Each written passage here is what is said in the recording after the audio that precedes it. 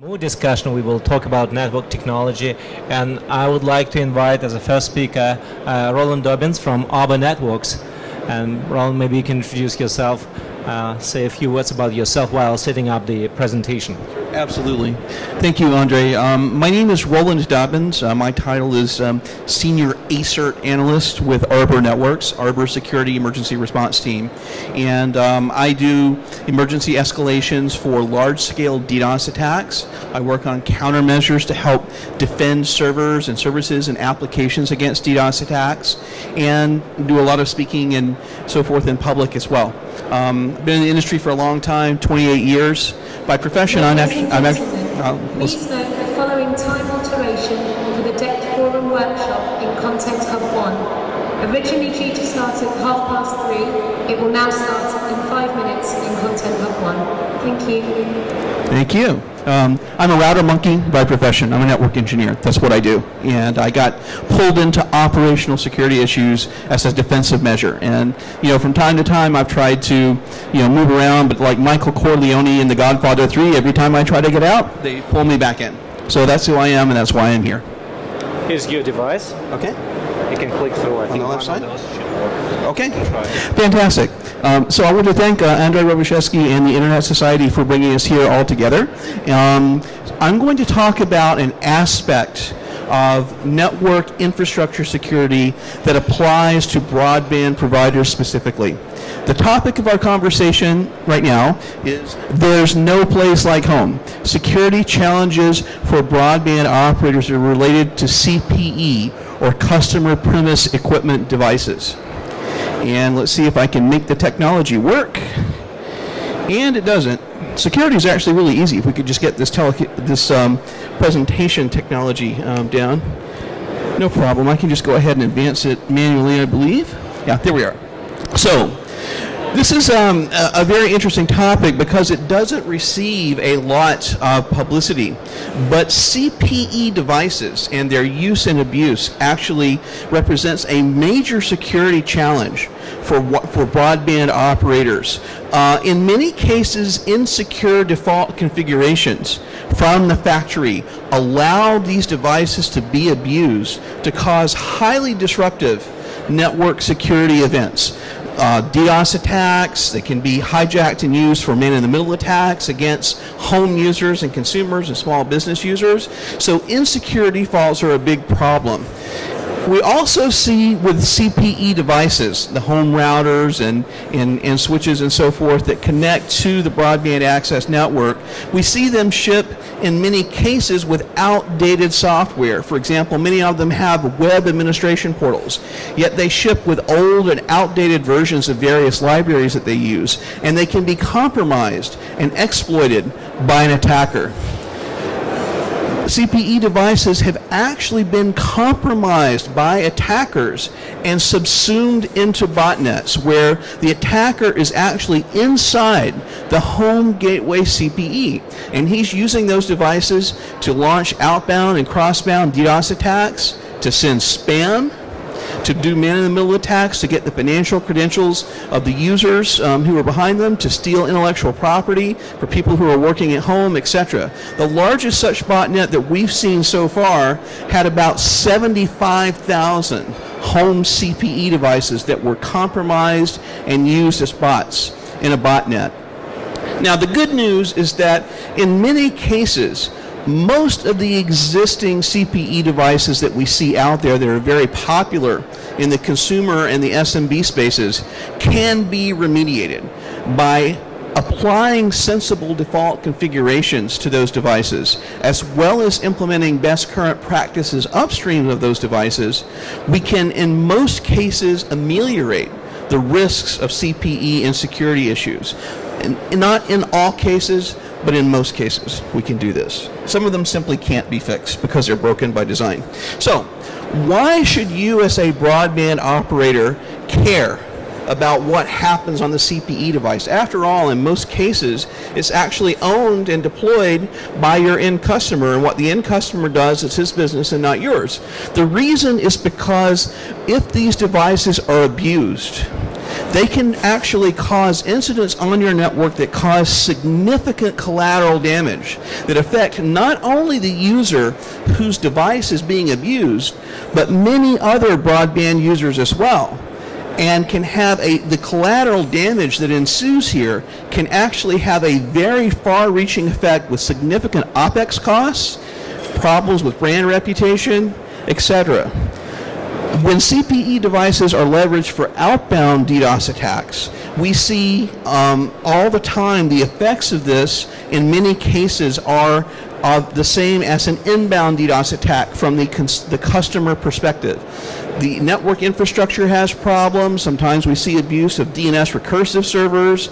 And so we end up with a significant proportion of the user population experience what is in essence an internet outage, even though they're on the origination side, where this DDoS traffic is being originated and being sent outbound. And so the help desk lights up, and this costs us money. And very, very easily we can blow through the margins on a pretty large proportion of our customer base when these devices are used for outbound or cross-bound DDoS attacks. Another problem is associated with what we call IP reputation. And so especially now that we've reached IPv4 allocation depletion, the reputation of IPv4 net blocks is absolutely essential for folks to be able to do things like send email, for example. And what we have seen is that there are networks that are well known as harboring insecure devices that are abused by attackers, and in frustration, many network operators, including large transit operators, actually end up blacklisting those net blocks and simply filtering them at their peering and transit edges. This means that your network decreases in value for your customers because they can't necessarily reach all the destinations on the internet that they need to reach. So this is a very, very serious problem. When we have an event that takes place, the operational expenditure, or OpEx, can be really, really significant. It is much higher than the OpEx that is required to simply deploy these devices and operate them in a secure manner in the first place.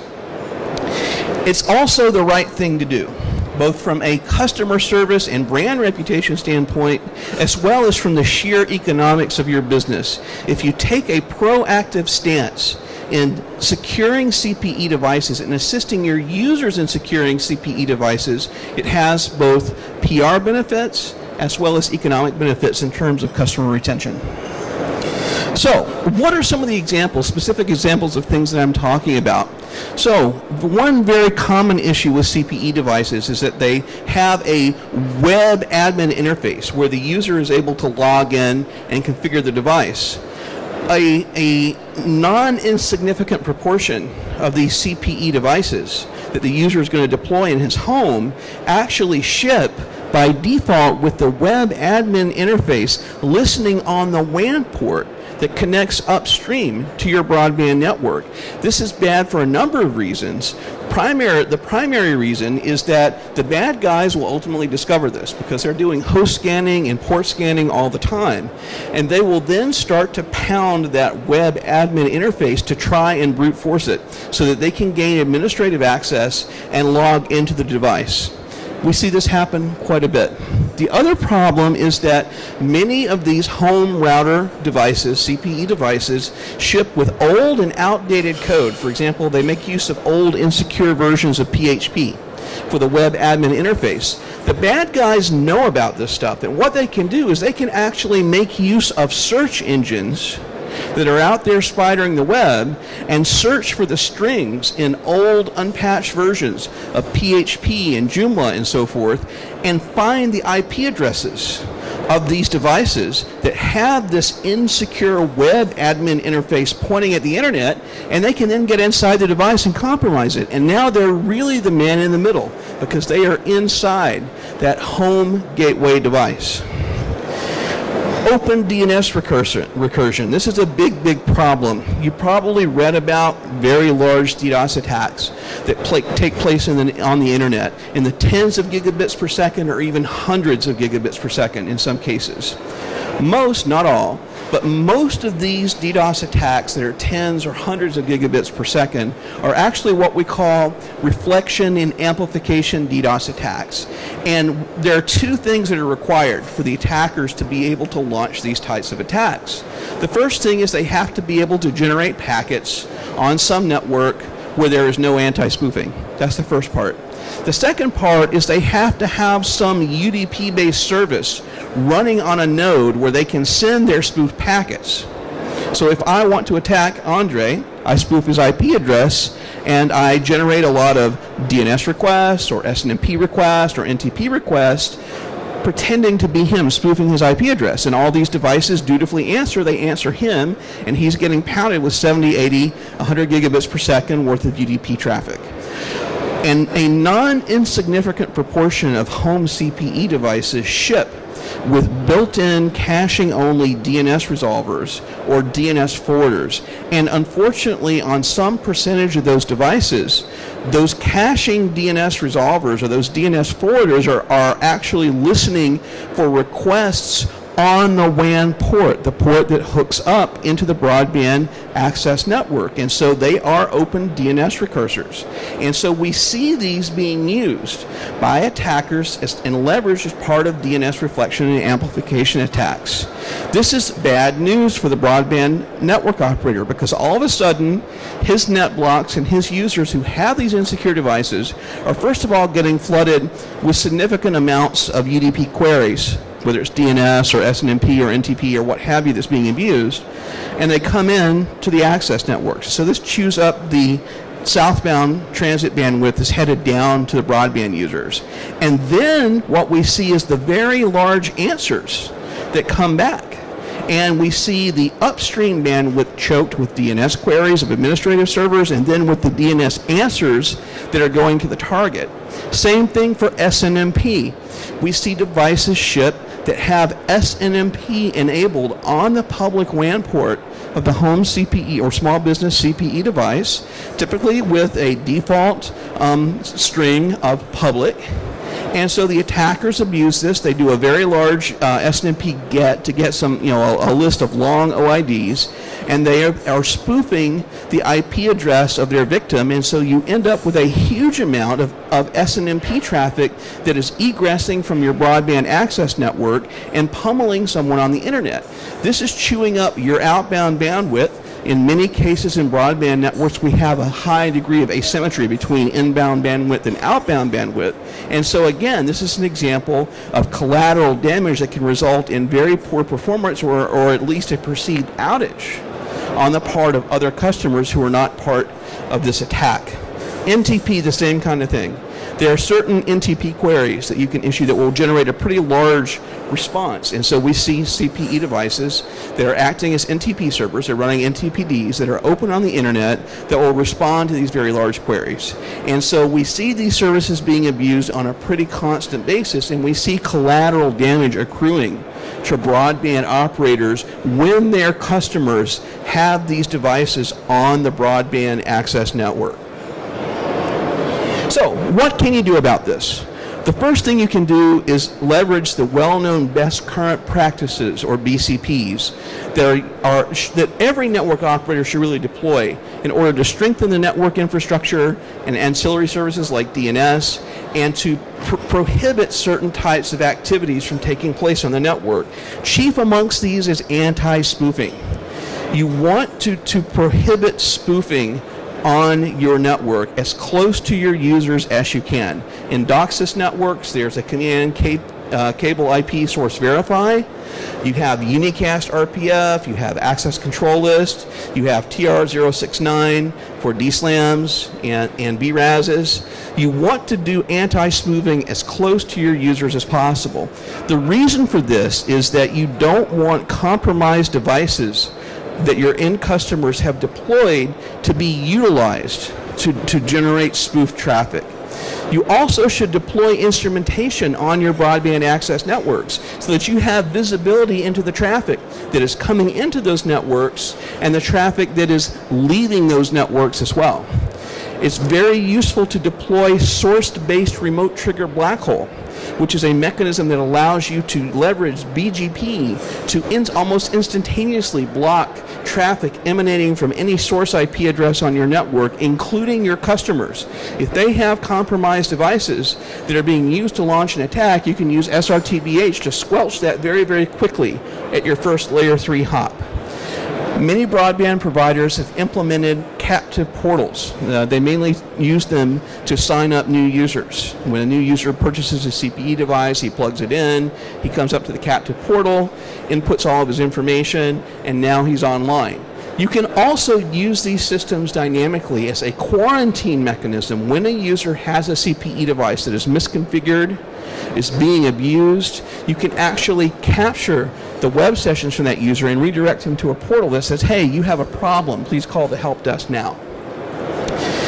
It's very, very important from a security standpoint to pay equal amounts of attention not only to traffic that is ingressing your network down towards your customers on the broadband access network, but also to traffic that is egressing your network, that is being sourced from your customers and your customer-to-customer traffic as well. And actually, here we go. One other issue I wanted to bring up with the DNS, by the way, is we also see a non-insignificant amount of users who run home DNS servers. They're running them actually on their own networks. In many cases, they're NATing, but they turn on port forwarding. And so these devices are misconfigured as open recursors, and they're actually sitting behind the CPE devices. And so we see a lot of DNS reflection and amplification attacks launched that way as well. So, of all the security tools and techniques that you as a broadband network operator have at your disposal, what are the most effective security tools that you have? There's really two. The first one is the RFP, or Request for Proposal. Ladies and gentlemen, please note that the Broadband Forum workshop is currently taking place in Content Hub 1, located at the back of the exhibition hall. Thank you. The RFP that you put out as an organization, when you are specifying what's required for the CPE devices that you are going to deploy and resell to your user base, make sure that you specify things like there shall not be an HTTP or HTTPS web admin interface listening on the WAN port. There shall not be an open DNS recursor in the form of an open DNS caching only server or DNS relay embedded within the device itself.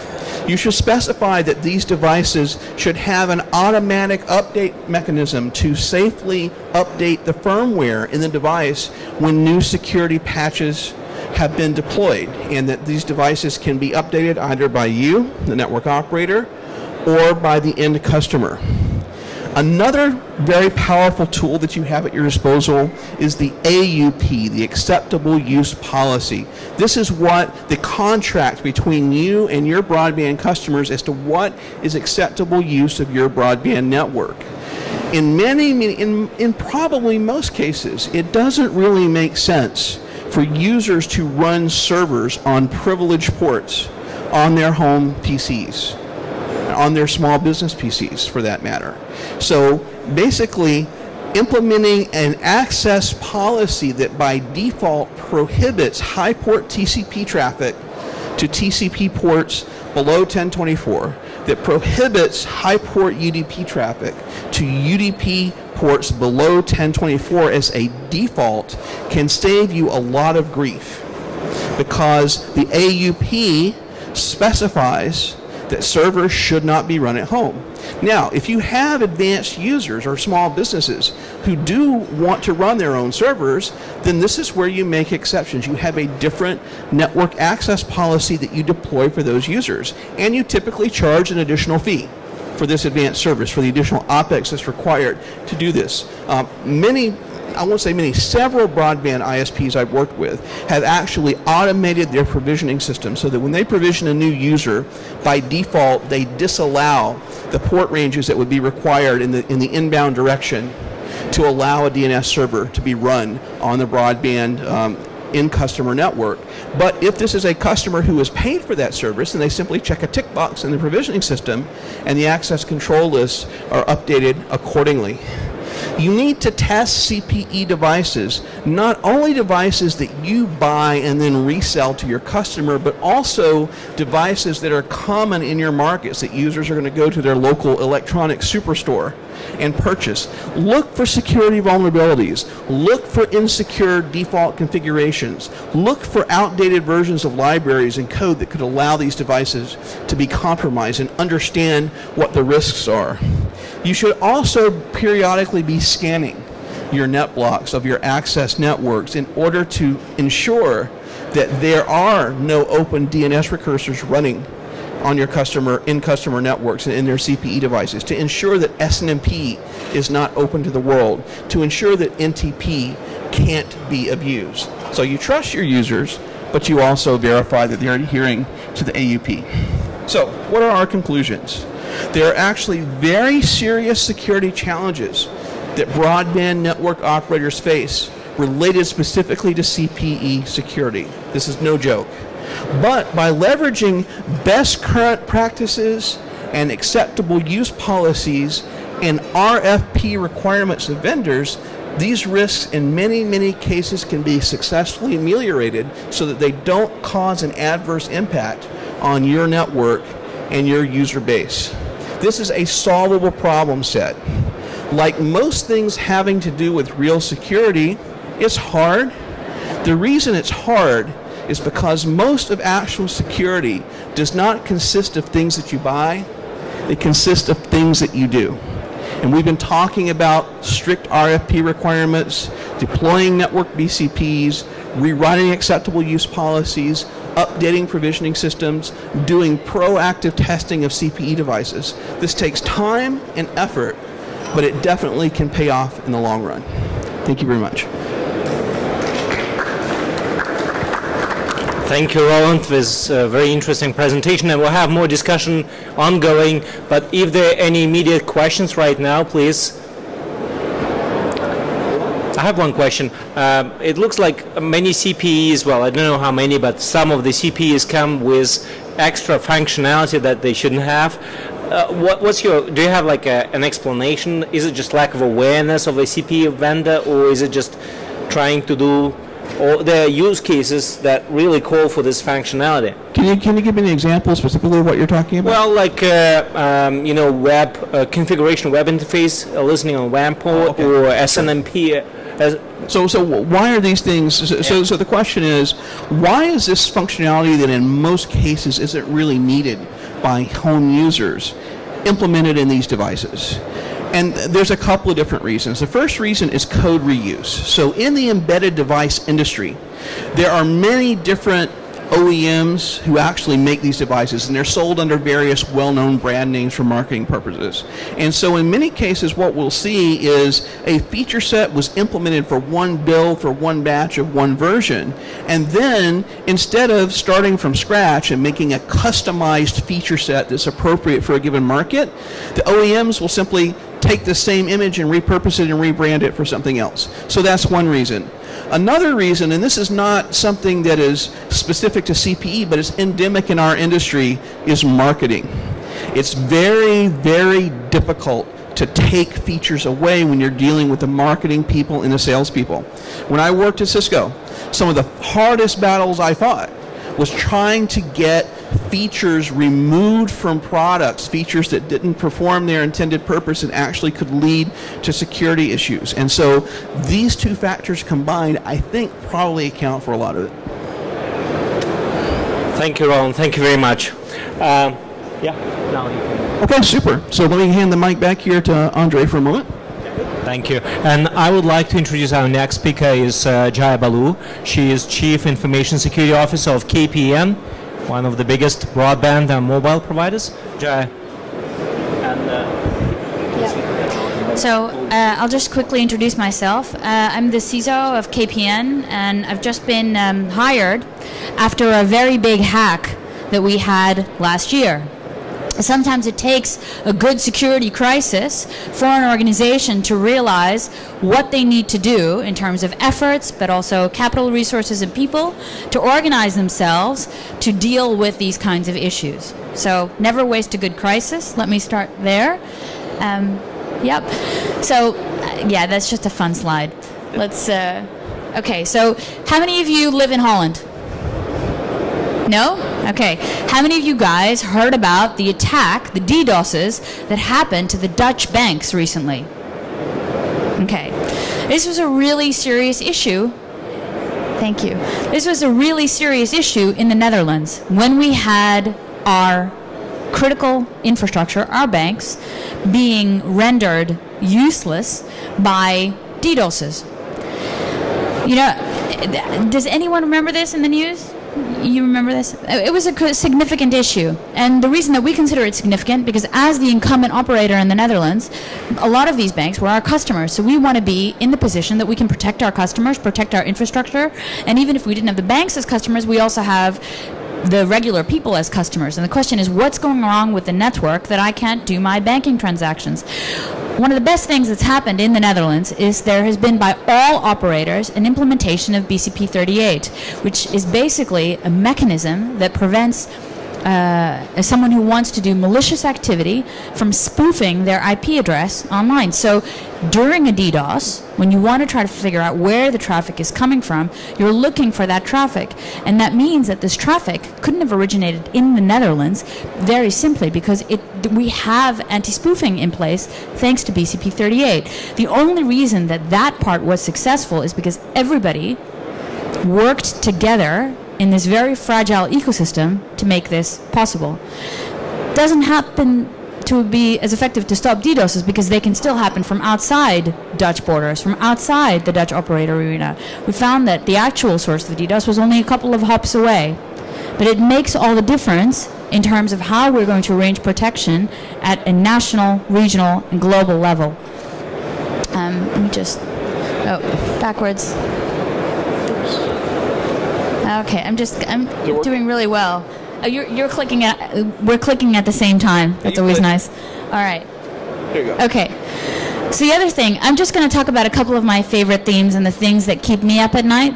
So the other thing that we really struggle with as network operators, and not just in the Netherlands, but in Europe, is the fact that, we don't build stuff. We aren't Google.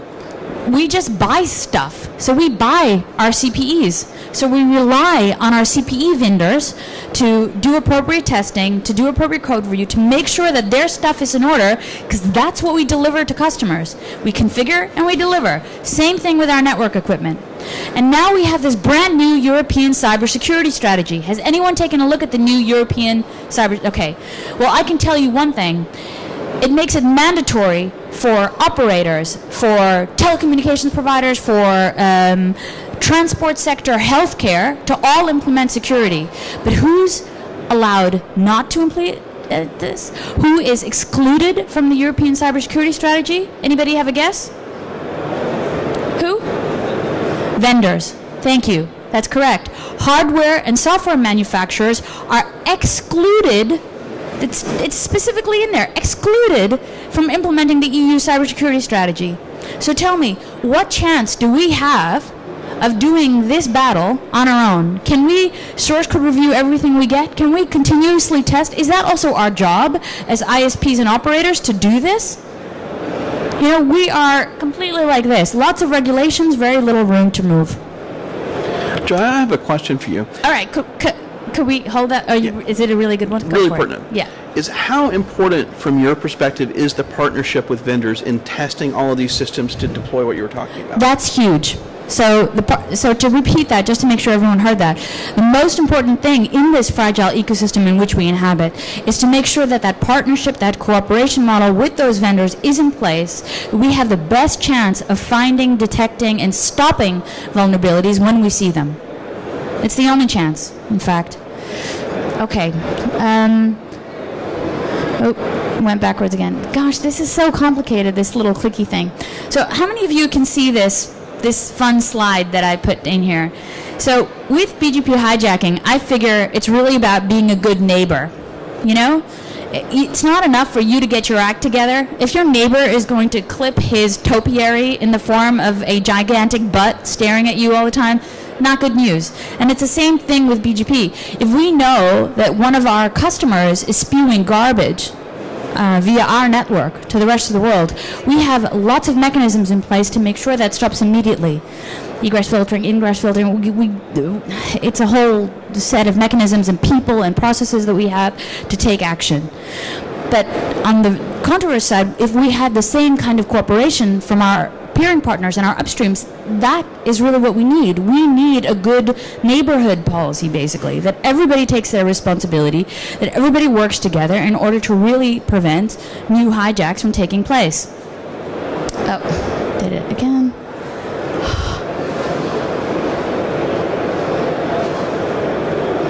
The last thing is about abuse, and this goes kind of with everything else that I've been saying along, but the kind of stuff that reaches the newspapers are botnets, are espionage, are things that our customers are doing around malware or being affected by malware, etc. If you look, this is a global distribution list of malware, and it's the top 20 countries where the command and control servers are hosted, and at the moment you don't see the Netherlands on this list, but that is at the moment.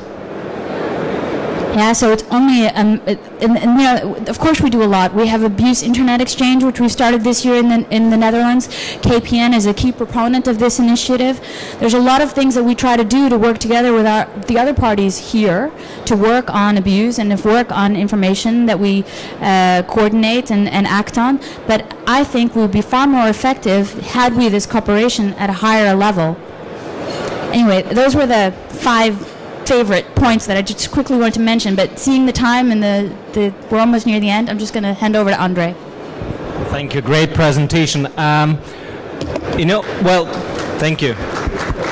I have one question, again, I'm using my moderator position. So it's great to hear that KPN takes responsibility and behaves like a good netizen, right, in the internet. So apparently it's not purely altruistic, right? There's some business case. So Jaya, what would be your message to other operators with regards to business case, why they should do similar stuff? There's 100% business case. Have you guys heard of Nelly Cruz? Everybody heard of Nelly Cruz? She's like before she tried to sue Microsoft, I think, but no, that was a joke. Okay, so Nelly Cruz is working for the European Parliament. She does the cybersecurity strategy amongst other security initiatives, and she said people should choose the telecommunications operator that is the most forward-thinking and has the most in place for security. They should choose not the best operator with the most functionality, but the operator with the most security.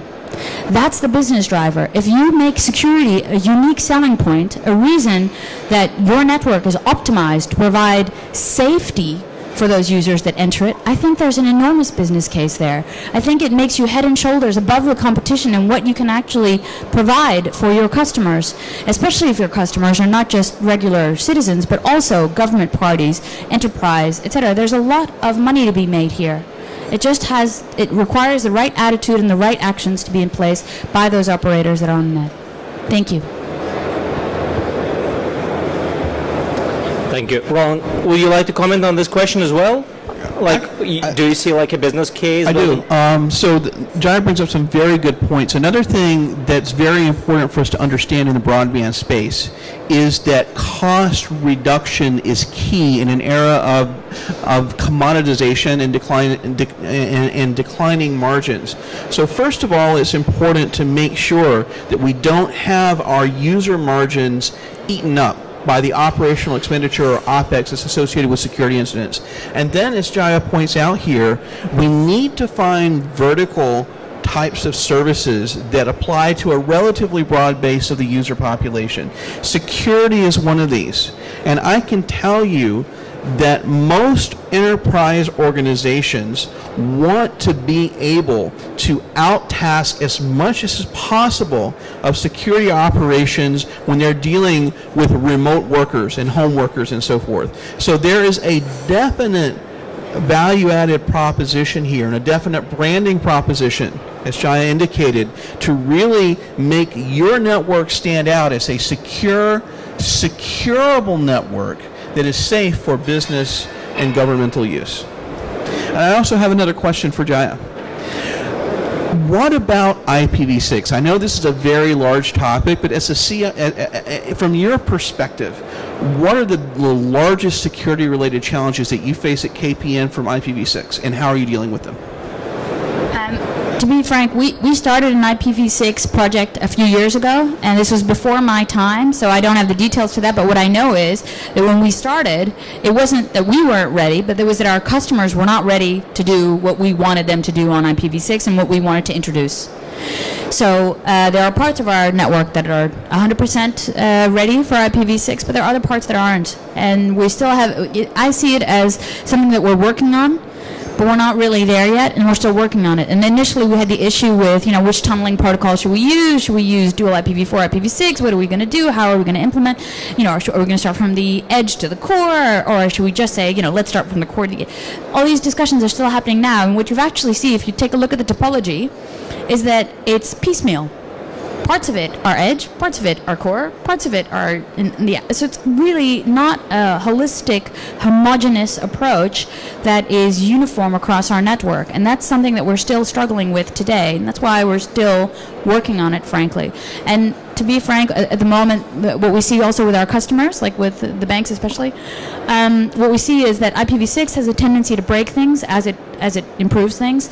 So traffic inspection is one of those concerns that we have around IPv6, and it's still a problem. So we don't have a solution in place to really address that. And like for our IDS filters and our firewalls, we really have to come up with something in order to make IPv6 a valid option for those users. That's a very good answer, thank you. And this really, just so that you know, this gels with my experience working with operators around the world, is that they worry about feature parity and functional parity, and they also worry about lack of track record and skill set. They worry about misconfiguration as a security issue. And I personally think that the introduction of the Xbox One working over IPv6 is going to be a major challenge from an operational perspective and a security perspective for many broadband operators. Good answer, thank you. Thanks. Well, I wonder if anyone from the audience have any questions. Okay. Well, I have one question again. The thing is, collaboration, cooperation sounded a few times. I think it's a big thing. So, Jaya, what do you think from your own experience? Is industry ready? I mean, how ready the industry to collaborate, and what needs to be done to maybe foster this collaboration even further? It's funny. It always depends on who you talk to, if they're ready to collaborate or not. It's a bit bizarre, but you see it happening at the very topmost levels of companies. They talk a lot about public-private partnerships and, what is it, public-private participation now, I think is the key word. So there's a lot of this happening at the top. There's a lot happening at the bottom. So really at the purely operational layer, especially in my team, if I can talk about the CERT community, at a very operational layer, there's a lot of cooperation happening there. But there's a whole middle area, which is a sort of gigantic vacuum. And the fact of the matter is, in order for true collaboration to be effective, we need to be as equally collaborative in the innovation space, so what we really build and how we build it amongst operators, and we're not just the CERT community that I was referring to is really instant response. So we're proactive and we're collaborative when we talk about how should we share knowledge and how do we do public-private partnerships. There's collaboration there, and then we get all the way down, and then there's collaboration when stuff breaks. But what about the middle area? When we're building something, when we're looking to implementing things like BCP38, or we want to have like DKIM all the way across multiple operators, when we want to do those kinds of initiatives, I miss the collaboration there. So if we would have joint investment opportunities, a common go-to-market strategy for security amongst several operators in Europe, that's the collaboration that counts. Great answer. Thank you very much. Unless there are any questions, I would like to wrap up our session. Okay, great. Ladies and gentlemen, please note that the DECT Forum workshop will commence at 4 p.m. in Content Hub 2 at the back of the exhibition and is open to all attendees. Thank you. So, from the industry part, it's all about money. You can say, first of all, you have the buyer. They are screwing us down. The last money, the last dollar, we give everything. And then you think about cooperation or partnership. Partnership is a win-win solution. If you look at the most of the vendors, they are in a bad position. Look to Alcatel, you know what's happening. So we agreed to work on a partnership, but there must be a win-win solution. First, screwing the industry down to the last, to the down price, and afterwards ask them in a win-win. It's not feasible. That's the problem that most of the, let's say, your divisions have. That on the one hand you are screwing the prices, and on the other hand you like to work in a partnership and a win-win solution. So there must also be a reflection on the win-win from both sides. Would you like to respond? No, and I appreciate that. I think it has to be an equitable business model for everyone. But a very good point from Roland is that if you're capitalizing on your initial capex response, and we don't have that much capex to invest, what you want to make sure is that the OPEX amount that you're spending to solve stuff that breaks all the time, if you can optimize there, you've got more capex to be able to give to potential vendors to do that win-win more. But we have the issue that we're buying things now or have bought things previously where we have the operational issue. So it's a little bit of a dragon chasing its own tail. As long as vendors don't have the capability to take responsibility and accountability for the security or lack thereof in their products, it's going to be difficult for us to reinvest in new products and new win-win opportunities. Thank you. Great. So we covered a lot of ground. Well, we looked at 3 pillars, but actually covered a lot of ground related to internet security. And well, as we just discussed, collaboration, cooperation sounded many times. The thing is, there are business cases as well as demonstrated for all those sections, but I think the efficacy of our security solutions in the internet is amplified when we cooperate, when others do the same, right? So it's a challenge, of course, how to foster this collaboration, how to make it win-win. But ultimately, that's a win-win situation, right? It's maybe we need to get through the tipping point sometimes, and that's a challenge. So I think we also overwhelmed you with some information, and this will be available online at the Internet Society website. Also, you can find us at our booth at G14. It's nearby, so if you have any questions or would like to connect to some of the speakers that spoke today, please come to our booth. We'll be happy to answer your questions. And finally, I would like to thank our speakers for excellent presentations and excellent answers. And thank you for coming here and listening to this workshop. Thank you very much.